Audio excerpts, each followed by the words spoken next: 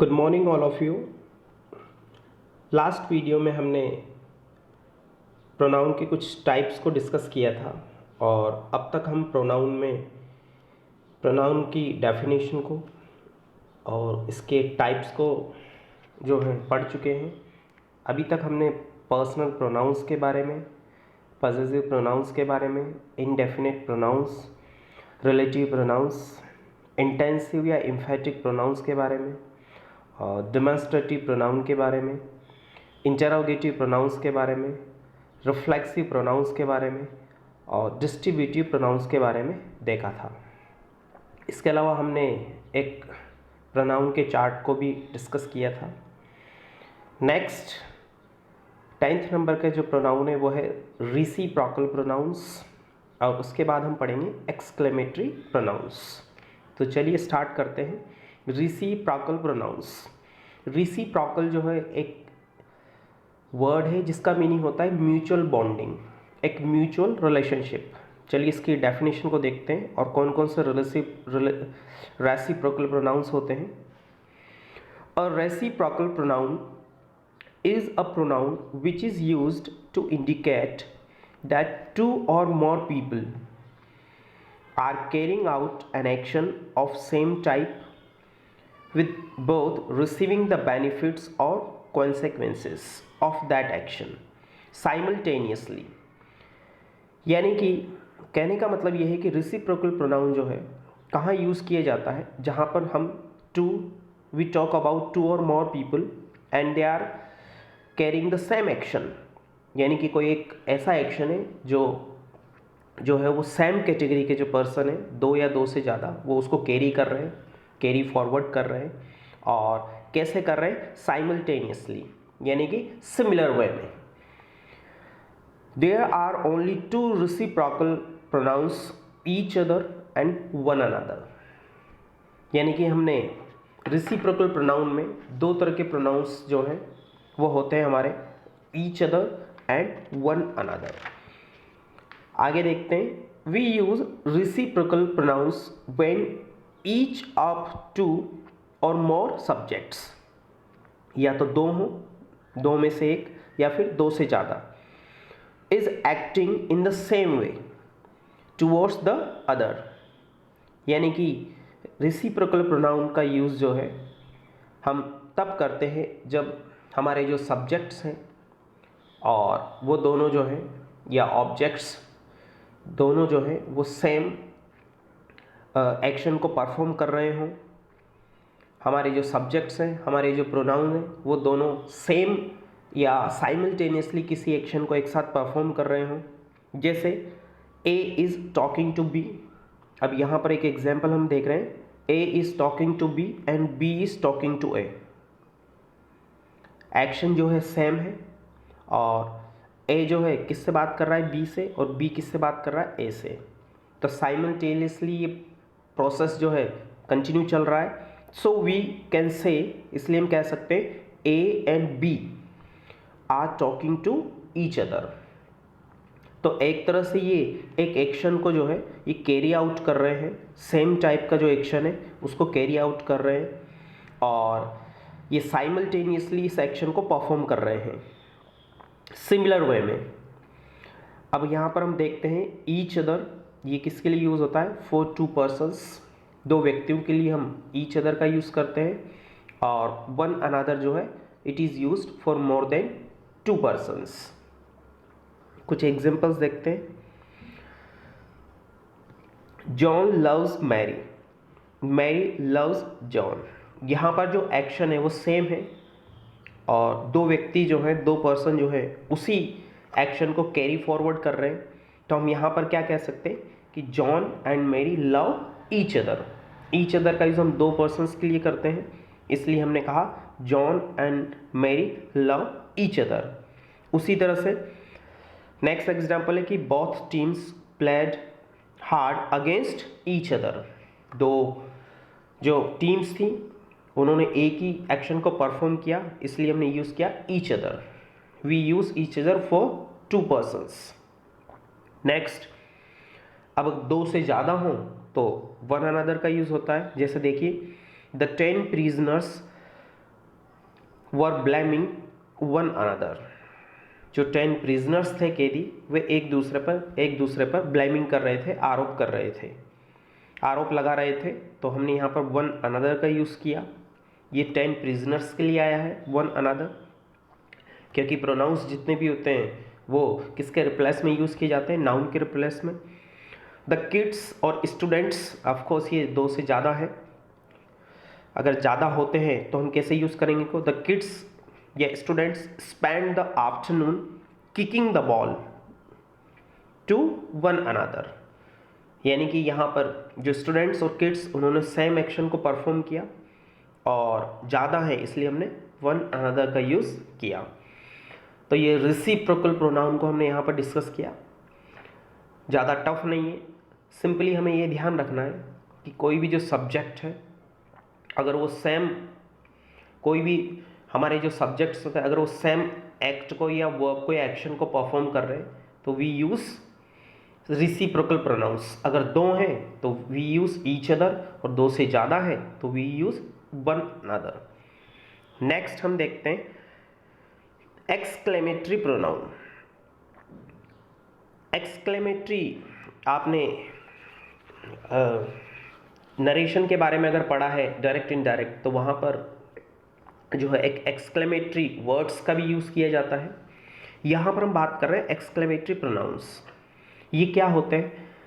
Exclamation, जैसा कि हम जानते हैं कि हमारे अंदर जो भी फीलिंग्स और किसी भी तरह की हो सकती हैं, वो हैप्पीनेस वाली भी हो सकती है, सैडनेस वाली भी हो सकती है। चलिए देखते हैं। Exclamatory pronoun is used to express a surprise और सडन इमोशंस, यानी कि हमारे एकदम से जो हमारे मुंह से जो इमोशंस निकलते हैं, सडन इमोशंस, और जो सरप्राइज कह सकते हैं हम, एक्साइटमेंट, और उस सरप्राइज को, उन इमोशंस को बताने वाले जो शब्द होते हैं, जो वर्ड्स होते हैं, उन्हीं को एक्सक्लेमेटरी वर्ड्स कहा जाता है। लेकिन यहाँ हम प्रोनाउन के बारे में बात कर रहे हैं। It tells about strong emotion, और एक्सक्लेमेटरी जो प्रोनाउन है ये किसके बारे में बताता है? इमोशंस के बारे में, एक्साइटमेंट के बारे में। An exclamatory mark is always used in that type of sentence. इस तरह के सेंटेंसेस में हम हमेशा एक्सक्लेमेटरी मार्क, जैसा कि मैंने हाईलाइट किया हुआ है, उसका यूज़ करते हैं। जैसे एग्जाम्पल देखिए, what, I don't believe that, यानी कि यहाँ पर हमें थोड़ा सा इमोशन, हमारी फीलिंग्स को भी लाना होगा। हम सिंपल यूँ नहीं कह सकते what I don't believe that. अगर हम सरप्राइज हो रहे हैं तो हमें व्हाट को भी वैसे ही बोलना पड़ेगा, what I don't believe that. उसी तरह से what didn't you know this, क्या तुम इसे नहीं जानते थे? उसी तरह से व्हाट अ प्लेजेंट सरप्राइज, अचानक आपके घर पर कोई आता है और एकदम से आप कहते हैं oh what a pleasant surprise. तो यहाँ पर जो व्हाट है ये एक्सक्लेमेटरी प्रोनाउन है, और केवल ये एक ही वर्ड ऐसा है which is used as a exclamatory pronoun, केवल व्हाट है। नेक्स्ट देखिए, what did you meet the prime minister of India. अभी एक तरह से सरप्राइज है, एक तरह से हमारे अंदर से ऑटोमेटिकली इमोशंस निकले, क्या तुम पीएम से मिले हो? What you don't know Virat Kohli. अगर हम बात कर रहे हैं क्रिकेट प्लेयर्स की, और अगर कोई विराट कोहली को नहीं जानता तो हमारी जो फीलिंग्स होंगी वो यही होंगी, व्हाट, अरे you don't know Virat Kohli. तो ये हमने एक्सक्लेमेटरी प्रोनाउन के बारे में बात की। अब हम प्रीवियस क्लास में मैंने आपको बताया था कि रिफ्लेक्सिव प्रोनाउन और जो हमारे इंटेंसिव प्रोनाउन कह लें, या एम्फेटिक प्रोनाउन कह लें, या एम्फेसाइजिंग प्रोनाउन कह लें, उनके डिफरेंस को हम यहाँ पर ओवरव्यू देखते हैं उसका। चलिए आगे हम बात बढ़ते हैं। और difference between reflexive and emphasizing pronouns, आपको पता है कि दोनों सेम होते हैं। जैसे हमने पढ़ा था प्रोनाउन के चार्ट में भी, और इनको डिस्कस भी किया था, रिफ्लेक्सिव प्रोनाउन को, एम्फेसाइजिंग प्रोनाउन को, या इंटेंसिव प्रोनाउन जिन्हें कहा जाता है, myself, yourself, himself, herself, themselves, yourselves, ये सारे रिफ्लेक्सिव प्रोनाउन या एम्फेटिक प्रोनाउन कहलाते हैं। अब हम यहाँ पे इनके डिफरेंस को देखते हैं कि कहाँ पर ये रिफ्लेक्सिव प्रोनाउन होगा और कहाँ पर ये प्रोनाउन जो है एम्फेटिक, एम्फेसाइजिंग या इंटेंसिव प्रोनाउन होंगे। चलिए देखते हैं। Learners always get confused between reflexive and emphasizing pronouns. Of course जब हम प्रोनाउन के बारे में बात करते हैं तो कई बार हम कंफ्यूज भी होते हैं कि how to use them, how to identify that this is reflexive pronoun and that one is emphasizing pronoun.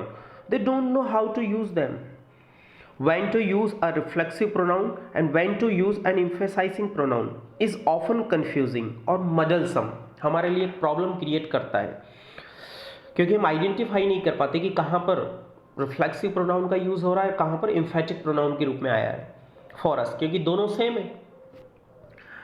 We use a reflexive pronoun when the subject, अब ध्यान से देखिएगा, we use a reflexive pronoun, reflexive pronoun का जो use है हम कब करते हैं, when the subject, जब हमारा subject and the object दोनों in a sentence, किसी भी sentence का subject और object are the same person or thing, जब वो दोनों एक हों, वे person भी हो सकते हैं और कोई object भी हो सकता है, जब वो दोनों एक हों तब हम रिफ्लेक्सिव प्रोनाउन का यूज करते हैं। It means the doer of the action,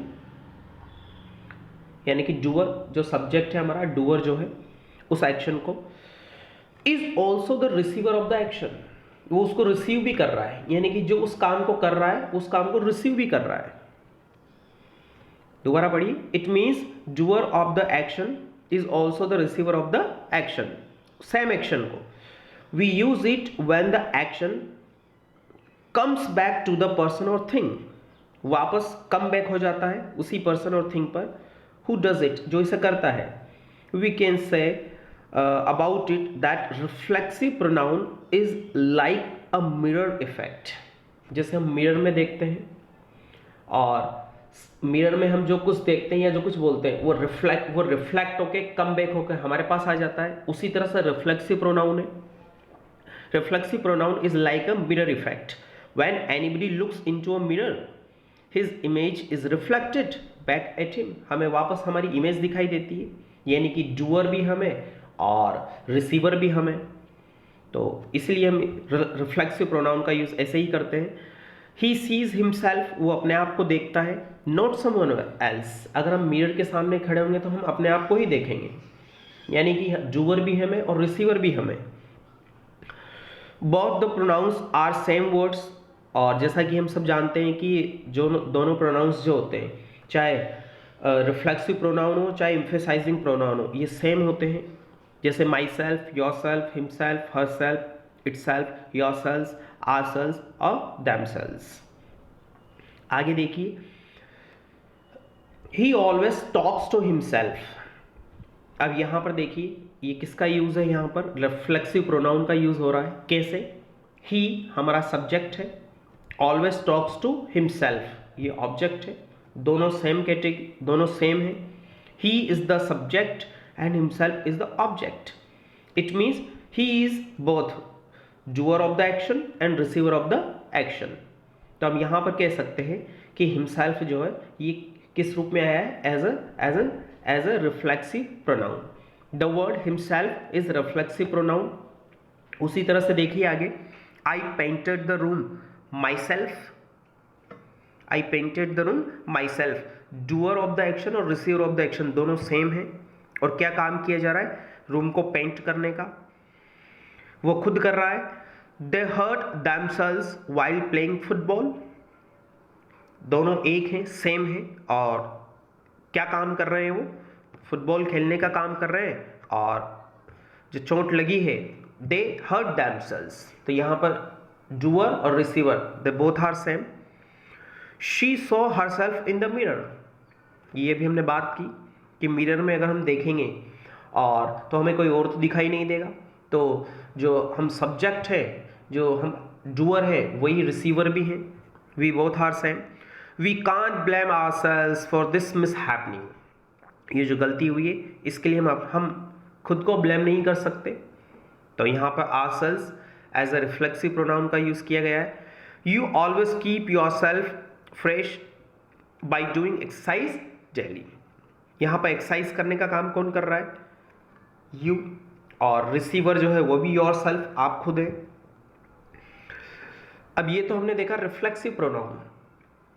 तो एम्फेटिक प्रोनाउन या एम्फेसाइजिंग प्रोनाउन ये हम कैसे यूज करते हैं? We use emphasizing pronouns just after the noun. ये मैंने पहले भी बताया आपको कि एम्फेटिक प्रोनाउन का जो यूज है या एम्फेसाइजिंग प्रोनाउन का जो यूज है, हम जस्ट आफ्टर द नाउन करते हैं। दे आर एम्फेसाइजिंग, जिसे वो एम्फेसाइज कर रहे हैं। Sometimes we put the word by before an emphasizing pronoun to give the meaning of alone.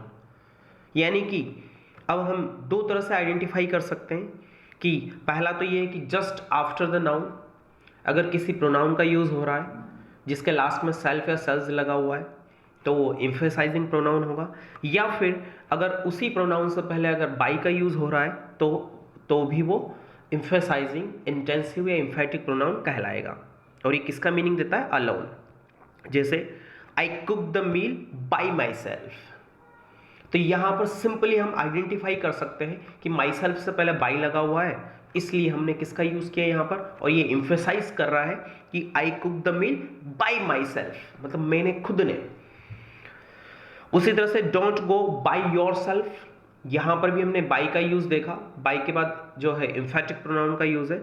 It could be dangerous for you.